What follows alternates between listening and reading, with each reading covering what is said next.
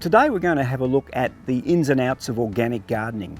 Now, in my organic vegetable garden, I'd like to show you a few tips about preparing your soil for planting using organic products. I always only incorporate all of my material into a garden into the first few centimetres, and in a true organic garden we don't want to be disturbing that soil life too much. So I'm going to lightly just turn the soil.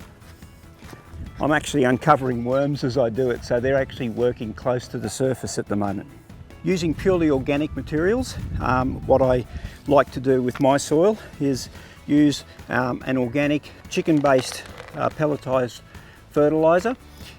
This breaks down slowly and feeds the plant slowly. You don't need a great deal at all. It's a bit like putting a bit of pepper on your steak.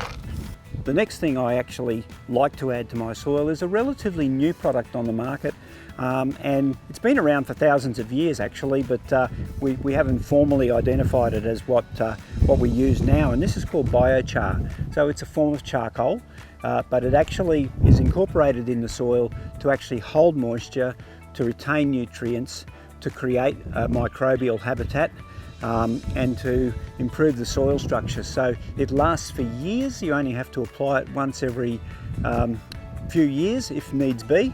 So you can see it's a fine charcoal type material, very fine material, and that only goes on, you don't need a great deal, around about 2 litres of this per square metre.